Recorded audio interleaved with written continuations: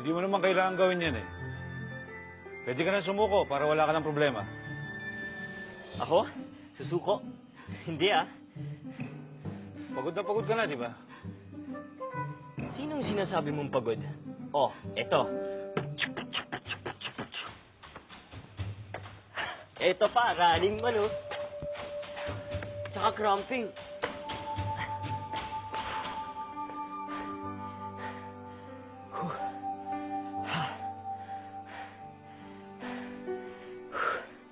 Para sa'yo, Nay. Para magkita na tayo. Bawal mapagod.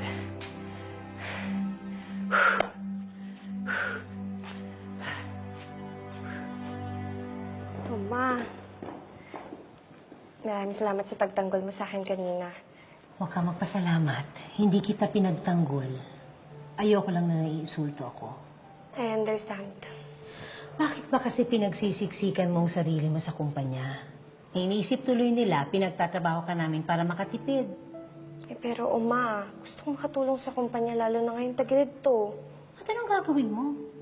Sa palagay mo, sasalba mo ang kumpanya? Naku, Celine, huwag ka nga mag-ilusyon. Kung talagang gusto mong makatulong, maghanap ka ng mayamang lalaking mapapangasawa.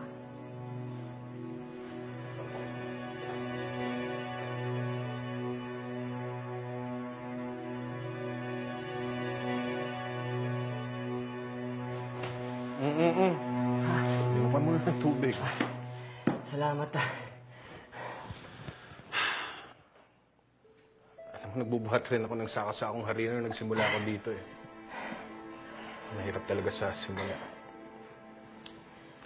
Tsaka may dahilan sila kung bakit nila pinapagawa sa'yo yan. Hindi naman ito mahirap. Mas mahirap yung 10 taon kong daladala yung lungkot sa puso ko. Dahil sa pagkawalan ng nanay ko. Araw-araw wala akong ibang iniisip kundi makita siya. At yung galit sa taong dumukot sa kanya, alam kong nandito lang siya.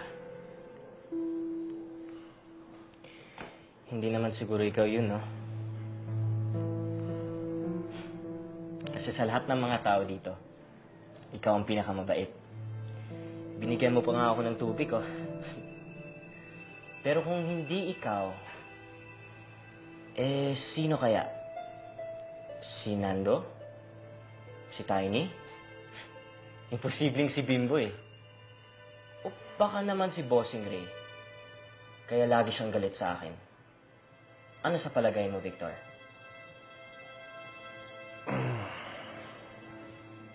Bumalik ka na lang sa trabaho. Salamat, ah.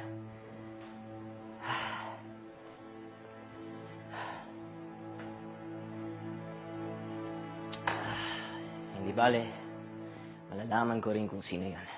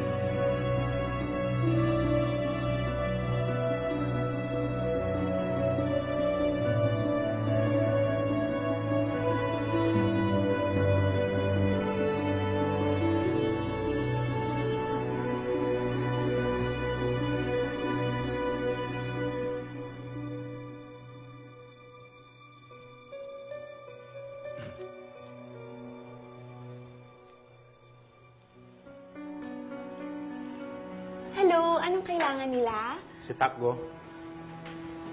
Ha? An ulit? Si Takgo. Asaan si Takgo? Bakit? Anong kailangan niyo sa kanya? Wala ka na ron. Basta ilabas mo siya kung ayaw mong may masaktan. Oh, Johnny. Ray. Johnny o Mr. President na rin tatawag ko sa'yo?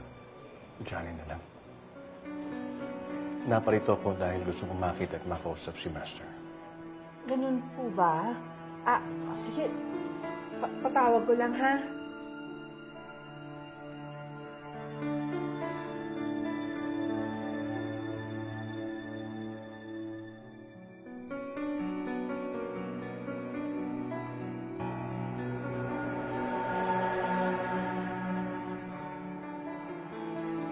Hoy, mister. Nasa bakery ka namin ngayon, ha? Kaya huwag kang magsisiga-sigaan, ha? Mga sira... Hoy! Hoy! Sirang na kayo! Magsilayas kayo! Magtatawag! Tatawag ko ng polis! Magtatawag! Pangit ka na nga, tol. Pumapatol ka pa sa babae. Ikaw ba si Tango? Ano naman sa'yo kung ako si Takbo?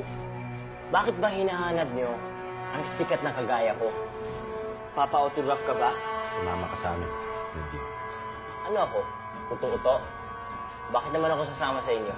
Dahil kapag ka hindi, dito, kakalat ang dugo mo. Huwag kang assuming, pre.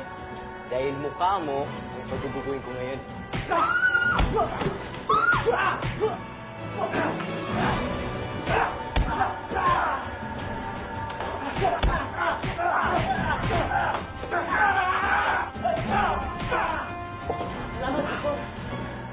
Kailan tayo huling nagkita, Johnny? Matagal-tagal na rin, Master.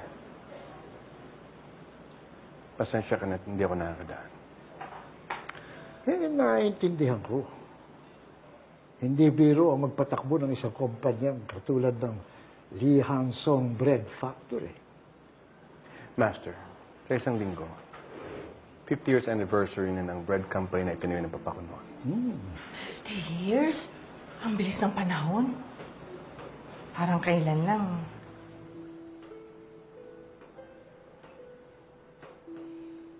At personal ko kayong inaanyayahan na dumalo sa aming selebrasyon na gaganapin sa araw na ito. Ay, sosyalan ito.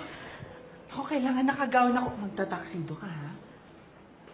Papang, mauna na po ako at marami pa akong gagawin sa bakery. Mr. President. Right. Masarabir, bossing, may nanggugulo po ngayon sa loob ng bakery. Yeah, please.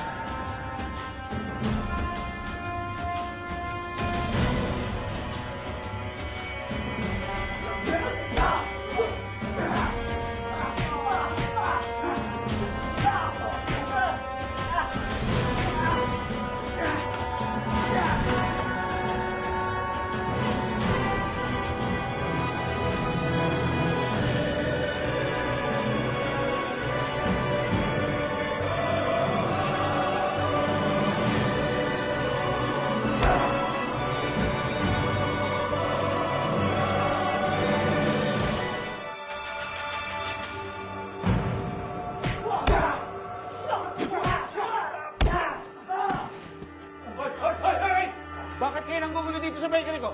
Umalis na kayo. Aalis lang kami dito. Kapag kasama ko na si Takbo.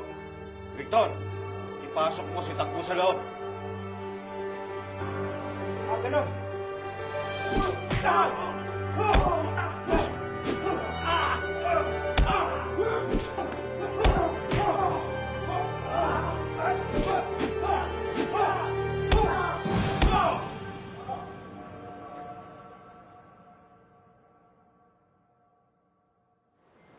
Baka kailangan kong tumulong sa kanila, Master. Mukhang may gulo sa bakery. Hindi na, dito ka na lang. Andun na sila eh. Kayang-kaya niya yun. Sir President, may meeting ka pa mamaya. Kapag hindi tayo umalis in 10 minutes, baka ma-miss natin ang meeting. Sabihin mo sa kanila na malilate ako. Mas importante ito.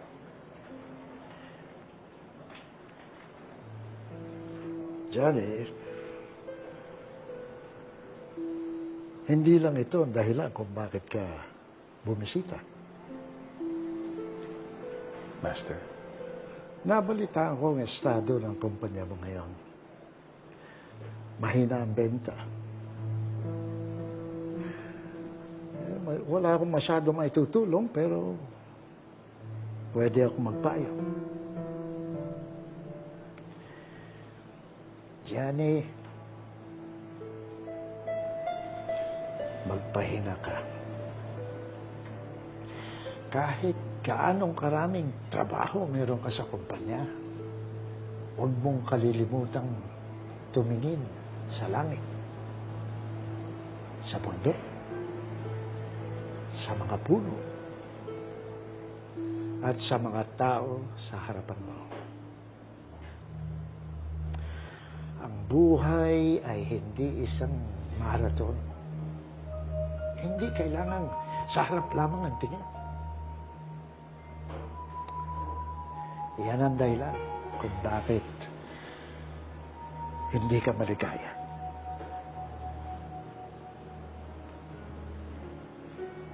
Nabasa niyo po naman ang isip ko. Kung kaya pagbalik mo maglaro tayo ng chess. Baka kaya mo na akong talunin. Hmm?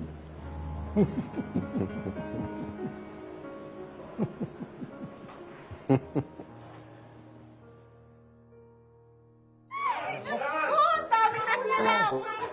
Ang laki gastos nito eh! Naku, malaki talaga. Kasalanan lahat ng tanggo. Tama, siya wanted umabon. Baka dapat paalisin na natin talaga yan eh. Malas. Oo nga. Naku, paano ba yan, mahal? Alisin na kaya natin si Taktak. Takbo. Kung ano man yung pangalan niya. Hindi ako makapaniwala. 10 taon ako naghanap. Walang araw hindi ko inisip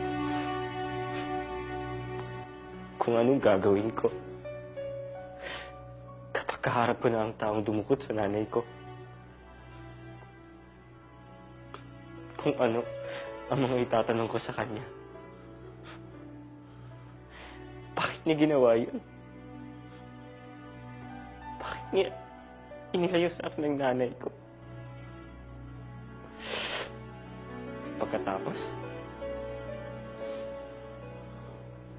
saka ako gaganti. At papatayin ko siya.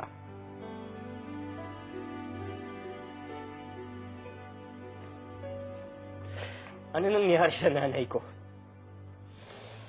Nasaan siya? Saan mo siya dinala? Buhay ba siya at ligtas? Hindi na importante sa akin kung ano nangyari. Basta sabihin mo na buhay pa siya at ligtas. Buhay pa siya, di ba? Di ba? Buhay siya. Buhay pa siya, di ba?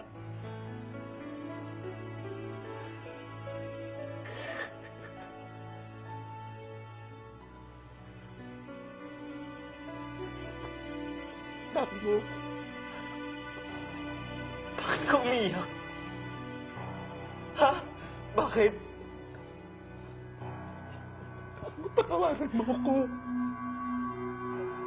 Anong patawad? Patawarin mo ako, Takbo. Bakit kita patatawarin? Nasaan ang nanay ko? Huwag kang lumuhod! Huwag kang lumuhod! Huwag kang humingi ng patawad sa akin! Hindi ko sinasadya. Ano? Wag! Hindi ko Huwag mo gawin sinasadya. sa akin to! Hindi ko sinasadya. Huwag mo gawin sa akin to! Sabihin mo lang kung saan ang nanay ko! Nahabol ko siya. Hindi ko sumawa. Gusto ko siya iligtas. Ngayon ba ngayon, Takbo? Hindi ko alam. Pero, siguro kung mas tumakbo ako mas mabilis. Takbo, nahulog siya sa bangin. Patayin mo kung gusto mo. Pero hindi mo na makikita ang nanay mo. Hindi! Tawad! Hindi! Huwag mo sabihin yan! Hindi totoo yan! Hindi totoo yan! Niloloko mo lang ako, di ba? Buhay pa ang nanay ko! Patawad! Buhay pa ang nanay ko! Buhay pa ang nanay ko!